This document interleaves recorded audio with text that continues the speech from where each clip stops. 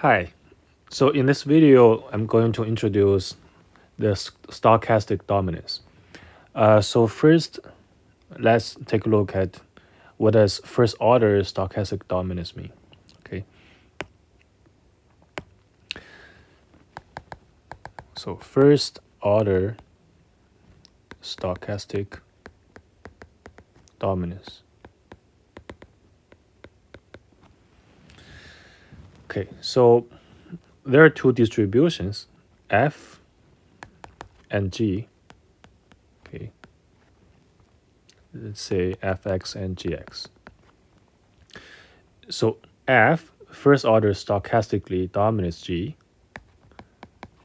F first order stochastically dominates g if and only if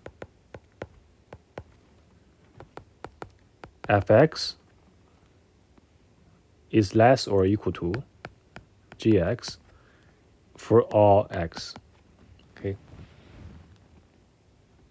So we can draw a little picture to see what's going on here. Okay.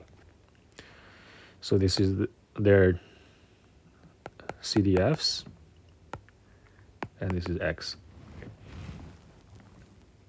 So for all x, fx is equal or lower than gx. Okay. So suppose that gx looks like this. Okay, we have the support from say 0 to up to a. Okay, so this should be simply 1.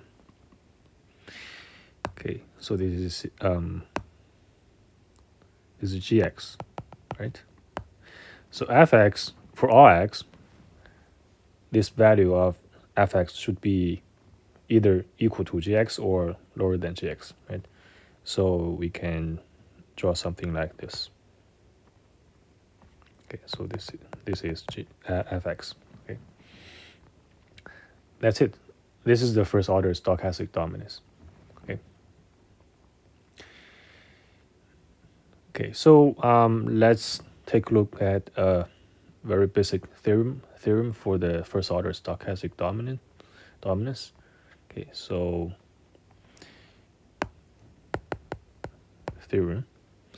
So for any two distributions fx and gx, okay, so if f first order stochastically dominates g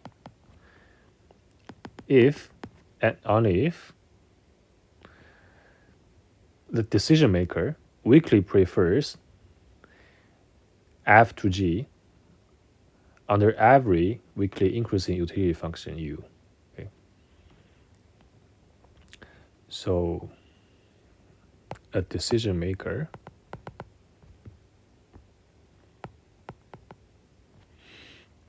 weakly prefers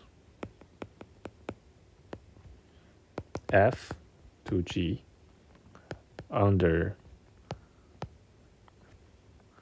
every weakly increasing utility function. Okay. So in other words, this is saying that the integral of ux, okay, so this is ux, okay, to this function. So ux df is greater or equal to the integral of ux dg. Okay, so those are two expected values of the utility functions, right, given two distributions over the x. Okay, so this is a theorem for the first order stochastic dominance. Okay. And on the first side, we see this and we notice that this looks like wrong. Okay, but actually this is correct. So fx, it is under gx. So its CDF is under gx. Okay, so if the value of x is smaller, okay, is close to 0, then the density for fx is actually smaller than gx. When the value of x is closer to a, okay, then in this case, then actually the density there in this part, fx has a higher density than gx. Okay, and given that the utility function is weakly increasing, okay, so then this has to be true. So we can rigorously show this, right, mathematically. Okay, so a sketch of proof, okay, a brief proof. Okay, so we can decompose this, right?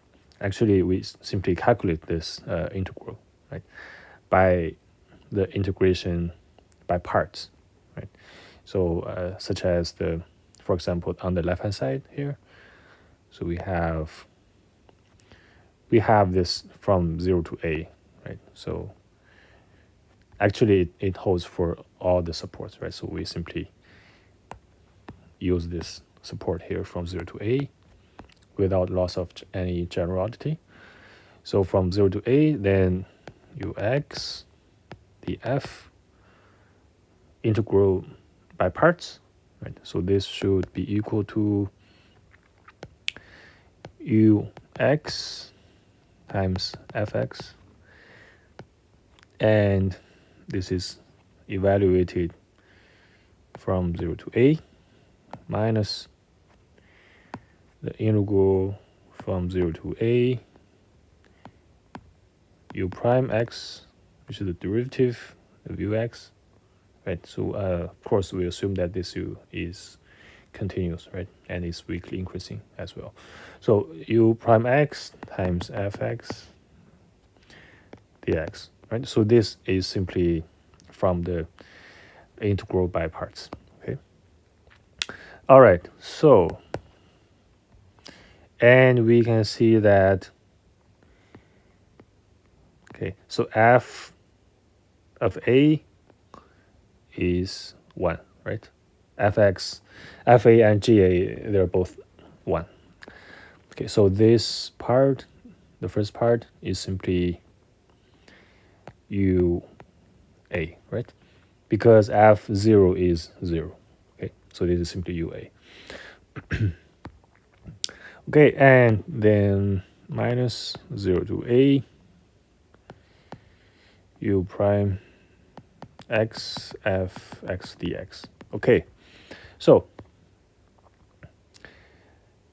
and we can see that if f, first order stochastically dominant G, okay, then what we have is that by definition is that fx,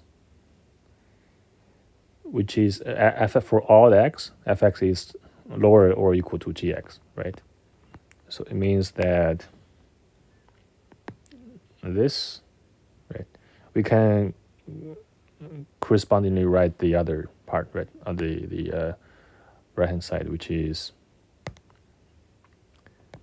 from 0 to a ux dg, and we skip the part, right, integral by parts. Then the final result is that ua minus from 0 to a u prime x gx dx, right? Okay, so this part and this part, they're the same. Okay, so if f first order is stochastically dominant G, then we know that f, this part, right, this is actually smaller than this, right? And it since that the this is a positive number, right, because it's weakly increasing, positive or 0, okay, and this as well. So we know that because this is smaller, this is bigger, so overall this is bigger, this is smaller, right? Okay, then we have shown that this is correct. Okay, and the the reverse is also true, right? So this is a brief sketch of the proof. Okay. All right. So this is the first order stochastic dominance and its basic property, a theorem here for that. Okay.